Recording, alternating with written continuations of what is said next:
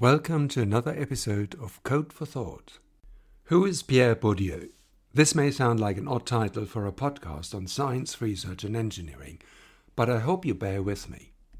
In spring 2019, I went to Paris to learn French, and on one evening I decided to be brave and join a meetup somewhere in the 10th arrondissement to boost my French listening skills. The reason I went to this event specifically was that the title of the meetup intrigued me. Sociology and software development, and I'm not going to say this in French. But I thought that there was a subject that I haven't come across at tech conferences and workshops before. And in fact, I think that this side of our work, flat and agile teams, team structure, dynamics, and its effect on the work we do and deliver, doesn't get a lot of attention in general. After all, we're scientists and engineers, aren't we? But since most, if not all of us, are working in or with teams, it still is an essential part of our work. So it was great to see that someone thought it to be a worthwhile subject for a software meetup. The event was organized by the software crafters in Paris. The presenter was Fabien Lamarque from Bordeaux. It was of course held in French, and to be fair, it all went straight over my head except for this. Fabien talked at length about the French philosopher and sociologist Pierre Bourdieu and how he thinks that his work is relevant to today's software development teams and team structure. It took me a while to digest all of this, and I caught up with Fabien a year later and was delighted to have him agree to record an episode on this very subject with me.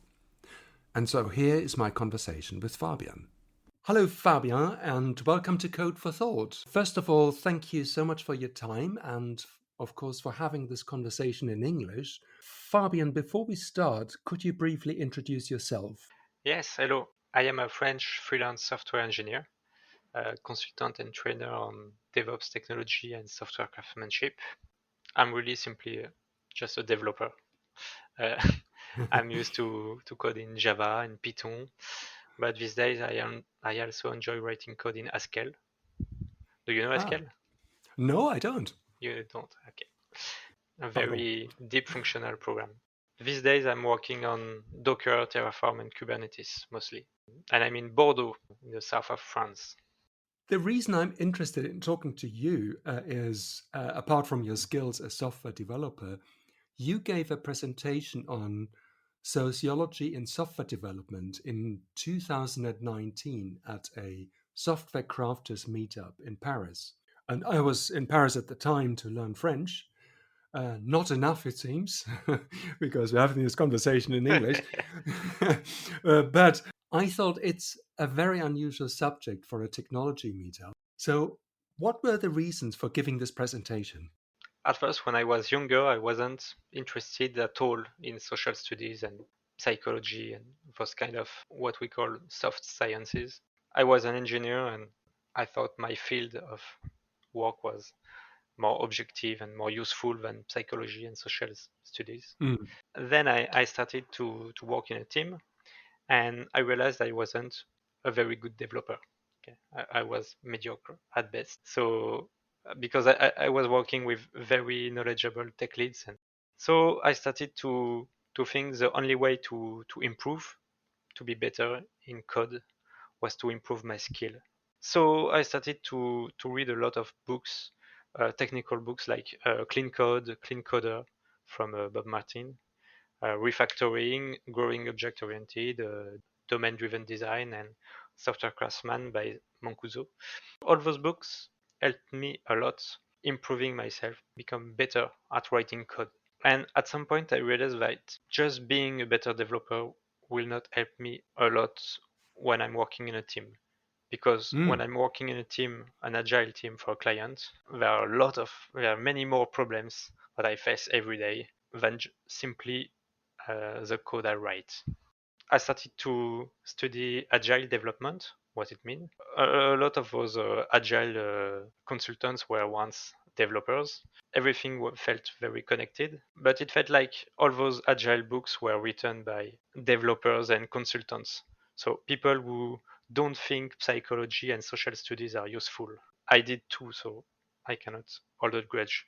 But when I started reading on team dynamics, team interactions, I did a bit of systemic thinking in a way.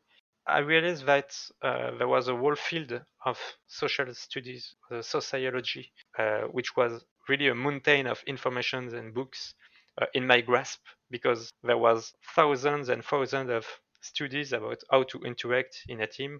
All those studies I didn't study before, and I said, okay, I have a lot to learn. So I started reading sociology books to learn about team dynamics. It was very interesting because it gave me a lot of hints about why do so many agile projects fail? Why do people want to be auto-organized? Everyone wants to build a flat team, and every time it fails. I thought that maybe it was a bit more complicated than just declaring that you are now auto-organized. Maybe there was many more things to consider.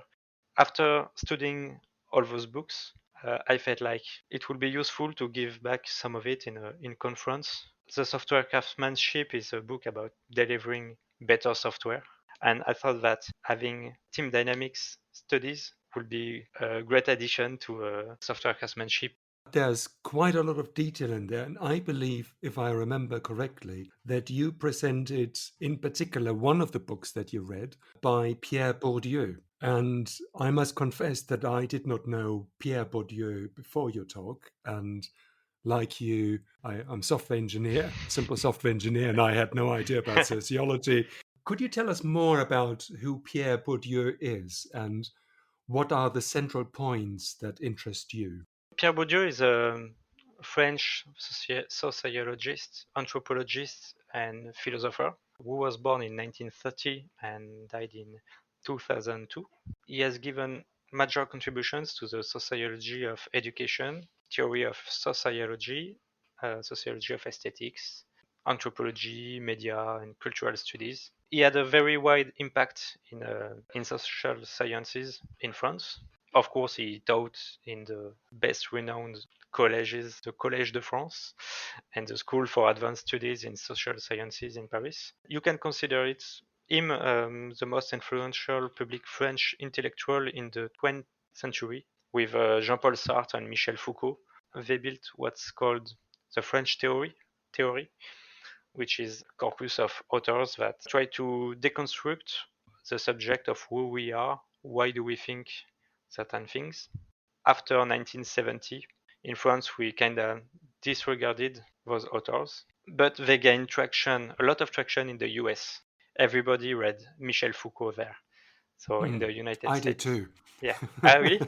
So it became very widely popular in the US, and after 2010 in France, it came back. So we had a lot of authors who studied Michel Foucault in the US, and they understood the text with their cultural viewpoints. And after that, we read the viewpoint of American people, of a French author. So it was very funny, but he comes back in glory in 2020.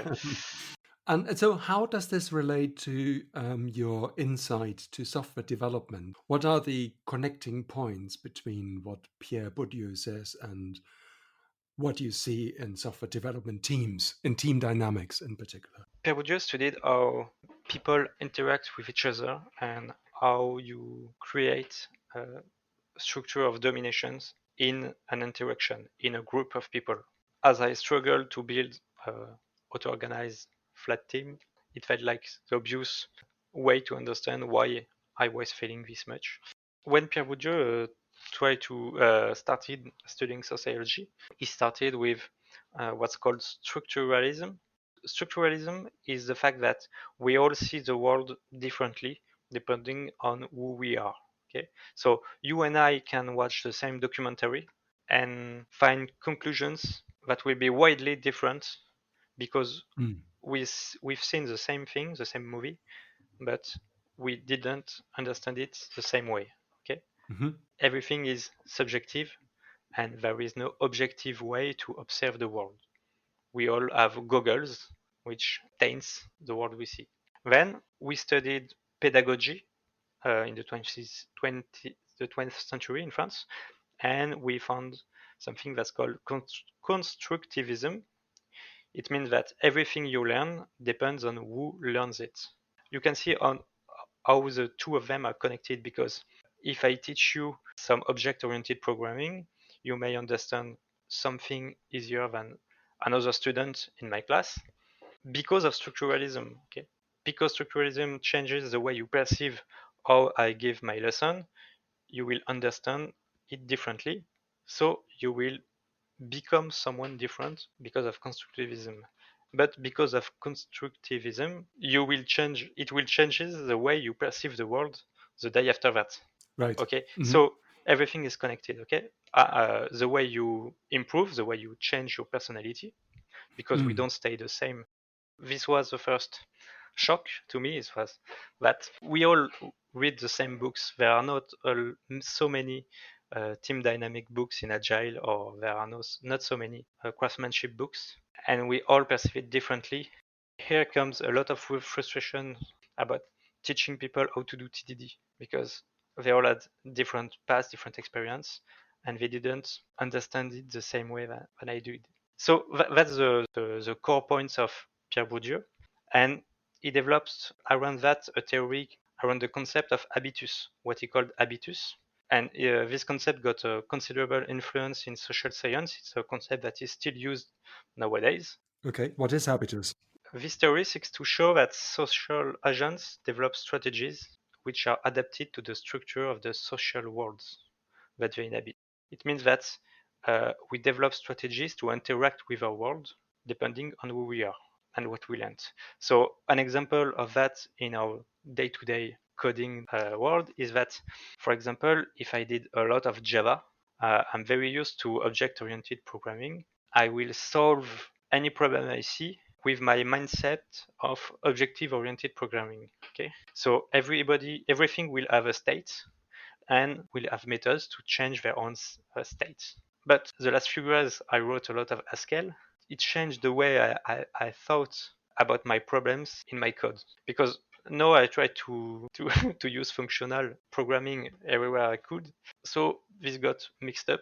This is an example of habitus. It means that the way I solve my problem depends on who I am, and who I am depends on my environment.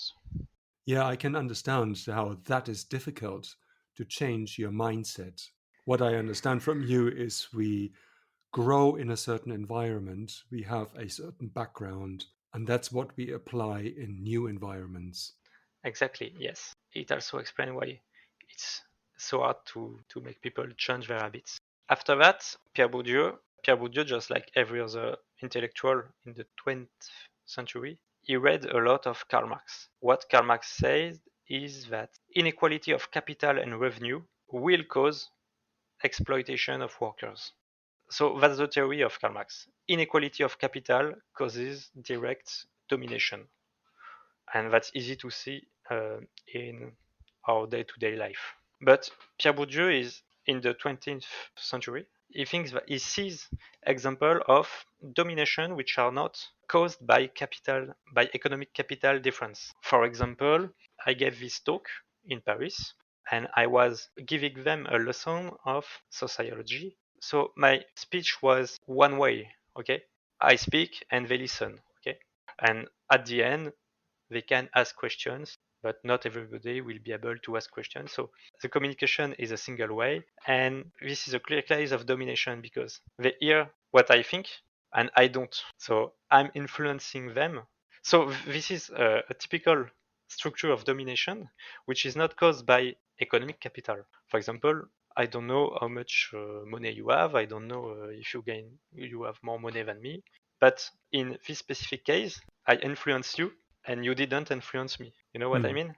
So, Yeah, I do. so Yeah. Pierre Bourdieu studies that and say that you can see clear social domination even though there are no economic capital differences. So that's what Bourdieu introduced as the notion of capital, which is the particular assets put to productive use. It defines everything you have or who you are, which can put you in an advantage in front of someone else. Obviously, economic capital is one of those, the economic value of all your assets. Okay, but it's the economic value of all your assets put to productive use. Okay, then he introduces what he calls cultural capital, and cultural capital is your cultural assets. It's your knowledge, your education, your style of speech, your style of dress. These are all the ways you, Peter, as an individual, you are who you are. And you can't be given those things. I can't give you how to learn Haskell. You have to learn it. I can't give you, you can't inherit Docker. You have to to work your way through it to understand how it works. Okay. In our context, what we call cultural capital is the easier way to say this will be your curriculum vitae. The amount of language, the languages you know, your level of experience, of expertise, those are your cultural capital. One thing which is specific to our field is, for example, developing open source. If you are an open source developer, it's a very strong cultural capital. It defines who you are and it puts you in an advantage compared to others. So this is a cultural capital. It's very important to know that these cultural capital are not ranked. Okay, I told you I code in Java and in Haskell. Java is not above Haskell, and Haskell is not above Python. So this is cultural capital. There is a lot that I'd like to pick on. So, for instance, how does this go back to team structures, which we talked about? Because we talked about, or you talked about flat team structure. But what we're saying really is that when we have different people, let's say you have 10 people in a team, each one of them have their background and they all have their cultural heritage, or shall we say, with Pierre Bourdieu, they have the cultural capital that they bring to the team. This cannot be flat then, can it? I mean, there's no way this will be a flat team. Because we talked about structuralism, and all those people in the team will have a different cultural capital. All those cultural capital will be perceived differently depending on who you are. But we live in a society where there are norms, and most of them are shared between each other. So even though one cultural capital, one form of cultural capital is not objectively better than the other, they will be seen as much. I've seen this countless times. For example, I was working in an e-commerce company in France. We tried to deploy code to Kubernetes. We need someone who is strong in Docker. In our team, there were people who were seen as better Docker developer than the others. I know because I know it as a fact. I was seen as one of the good ones, but as I knew my competencies, I know I wasn't this strong. I knew the basic tutorials and how to manipulate things. As I had a lot of cultural capital, which were not technology related. I know how to speak well. I know to speak to a CTO. So all these things makes me trustable and makes me look competent. Even though I know I'm not more competent than my colleague, but as I'm seen as more competent, they gave me more responsibility and they valued my time more than my colleague. This is an example of if we don't see and if we don't understand these mechanics of social interactions, it's easy to think, okay, so they all listen to me because I'm the best one. Normal, I deserve to be the best one because I know more than them. As I was at this time studying Pierre Bourdieu, I thought that the only reason I was listened to was because I speak more clearly than them. So it's very humbling, but I believe that if everyone in the team know how social interaction works, it's easier to build this kind of flat teams. That brings me back to the flat team discussion because, like you, I worked in the private sector for quite some time where I saw agile teams fail because officially they were flat, but of course, because of different backgrounds and the way they express themselves, the way they use language puts some people in more advantage than others. What started off as the idea of a self-organizing and structureless team had kind of a hidden structure. And I do remember that in the 1970s, there was, I believe it was from the US, the tyranny of structurelessness that investigated and analyzed what happens if teams or groups have no official or recognized structure. Do you think that applies to software teams as well? Yes. Do we need to be more open about the actual structures that we have? To be fair, when I prepared for this interview, I knew I will be talking about this book by Joe Freeman, which is called Yes. The Tyranny of Structurelessness. Yeah, it's very interesting. And that's why I said that studying sociology will be a great tool, because this is like a post-mortem of many women liberation movement activist group in the US. Okay, so Joe Freeman studied power relations in radical feminist groups, and they didn't believe in having a boss. Okay, they strongly believed they could be a flat team. But Joe Freeman described how this apparent lack of structure too often disguised an informal, unacknowledged, and unaccountable leadership that was all the more pernicious because its very existence was denied. And that's what you said, is that's the most dangerous point of flat team. If you flat team has no structural leadership, but as a informal leadership, like there is almost all the time, this is what she calls an elite group or subgroup. Okay, it's when you have among 10 people, you have 2 or 3 people who agree on a lot of things. Because they agree on a lot of things and they probably know each other a lot outside the main group, they communicate better, they understand each other better, and they always vote the same way. And because they always vote the same way and they are a subgroup in the group, they have much more impact on decisions. They have a lot of power, but they have no responsibility. It's the opposite of Spider-Man. That's a nice analogy. Yeah. So that's what you have to be very cautious of. If you want to make a flat team, you have to be very aware that elite subgroup will appear in time. I mean, it's the way we think. We have been used to living in a very hierarchical situations, because when we were younger, we were in school, we had a teacher who told us what to do. Then we had university, then we had maybe a family where we became the authority in the groups, but we never got past this hierarchical structure. If you form a group like this elite subgroup will reappear in no time. So Joe Freeman in this book studied how the subgroup appears, how they develop, and how they manage to destroy the idea of flat teams. So that's an example of, we are very young engineering field. Okay, we are, I don't know, 50 years old compared to the other engineering field is very young, and we still have much to learn. Okay, but if you want to learn how to be a flat team, there are a lot of studies how to be efficient as a flat team.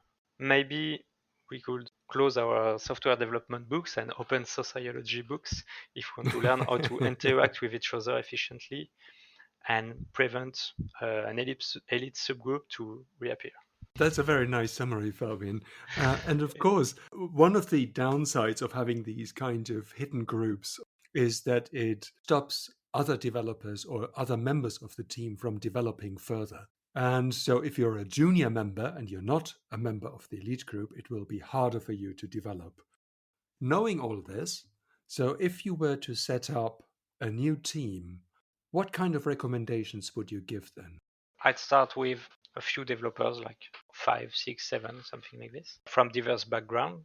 Okay, and I would want them to spend a bit of time in a traditional hierarchical setup, because that's what we're used to, right? That's the comfort situation for everyone. Because if the tech lead is officially tech lead, if the leader is officially the leader, at least he has responsibility for his decisions. So I'll try to start like this. And once everyone knows each other, we'll try to mix things up, teach them about how to make a decision, what it means to let go of your dominating role. Okay, because we will have a lot of work to do with the natural tech lead. The natural leader of the group will have to give up a bit about his power. What it means for him is sometimes you have a lot to say about a subject, about a topic, and you should shut up. You know what I mean? Because Yes. you feel legitimate to speak about every technical point in every meeting. Mm. So of course you will speak half the time of every meeting. But if you do that, you won't let space and time for others to speak. I'll start with a typical structural hierarchical team, but I'll try to switch roles a bit to learn them how to step back when they need to, teach them how to let people have responsibility for parts of code. For example, I let them read about cooperation and mutual aid. To be clear, cooperation and mutual aid, that's a code word for anarchism. Okay. If your manager asks me what kind of books I give them, I will cooperation books, but in fact it's Piotr Kropotkin about cooperation in anarchist radical groups. Uh, for example, tyranny of structurelessness is a great tool to teach them what happens when you have elite subgroups in the groups. Okay, because it appears naturally, and you have to control this instinct of forming this subgroup. That's how I do it. Either this or start with 5 anarchists. So I think there are a lot of things to learn about how to work in a flat team. It's much harder than you think it is, because there are a lot of things to learn, but there are a lot more to unlearn. I think you have to learn to let go. And I think, as you mentioned, that if you have somebody who is a team lead and you want to have other people taking that role, that team lead needs to let go of their responsibility and their power, of course. Once you stopped being the tech lead, it's a massive cognitive load to be a tech lead, to think of managing the run part of the application, the production, to debug, to roll back, to manage the database. And in most cases, there is one tech lead which is almost burnt out from the role. And being able to let go of some of this will probably help him or her get more relaxed and work better in a team. And it will help the team. Anyway, so do you think that with COVID-19 and the situation working from home, all of that has become more difficult? Yeah, I think it's much harder to cooperate and to communicate remotely. I think it's easier to stay inside your bubble, to only talk to people you like in your team. It's much less confrontational. If we have to get to a consensus together to reach a decision, it will be harder to really find the consensus between a team remotely. Okay, because obviously when you're in the same room, you can see the signals, how people react to what you said. I don't know, if you criticized their work, it's obvious they would get frustrated and want to, I don't know, they will get mad at you or something. That's something you can miss very easily when you're working remotely. If you want to really be coordinated, cooperate, you have to hear what they want you to know. You know what I mean? If my face tells you I'm mad, But I can't see it, then it's more difficult. Yeah. that's it. So that's why, for example, Extreme Programming book by Ken Beck talked about having your client on site. It was a very important point of extreme programming because he's the one you need to hear the most. Your client is the one you will need to accommodate. If he becomes frustrated with using your product, it will take a certain time before you find out. But if you are working together in the same office, you will probably know it the same day. The same minute. Yeah. That's a question of feedback loop. I don't want to wait for you to quit the job to find that you didn't like me.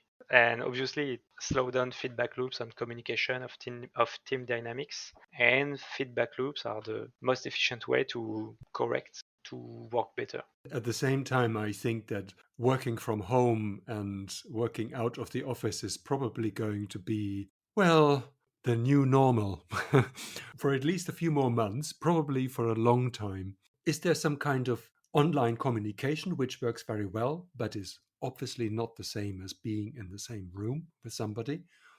But is there some kind of etiquette that we can establish for working together online? Following your previous question about difficulty of working remotely, one thing I found very useful was to spend the whole day in video conference with my team. Hmm. So if we have webcam on, mic on, we can chat, and the day goes much faster than if I just stay in my room alone and work on my project alone. So obviously, if you share time together, you will be more patient, you will be more acceptant of their mistakes or errors, you will have more empathy because it will feel like you are closer to them. And I think we'll have to learn how to be more forgetful when people do mistakes, and it's easy to get mad at someone for making a mistake. I think the best way to improve right now is just be more forgetful. I think we're coming to the end now. It was such a fascinating discussion, really. But before we go, if people want to find out more about Pierre Bourdieu and all the other people we talked about, where could they find books apart from in French? Do you know if they're translated in English as well? So, to be clear, Bourdieu wrote in French, and Bourdieu is a notoriously bad writer. So, Or is he? his sentences are very convoluted and very, Oh dear. very long. If it's your first time you read sociology, it's very hard to read. I suggest you read a book that sums up Pierre Bourdieu's work. So, the most known one in English is The Sociology of Pierre Bourdieu by David Swartz. This one is the most famous, and to be honest, I didn't read it because when I started to study sociology, it was much easier to start by a book about Pierre Bourdieu. That was, the first step, the gateway to to sociology. You can find Pierre Bourdieu's books in English, but if you really want to learn more about sociology and team dynamics, I suggest you buy a book about Pierre Bourdieu. Maybe read The Tyranny of Structurelessness by Joe Freeman, which is available online. I think you can read it in 20 or 30 minutes, but it will be a good first stone for learning team dynamics. Excellent. Well, thank you so much for your time, Fabien, and I wish you all the best for the future. Thank you.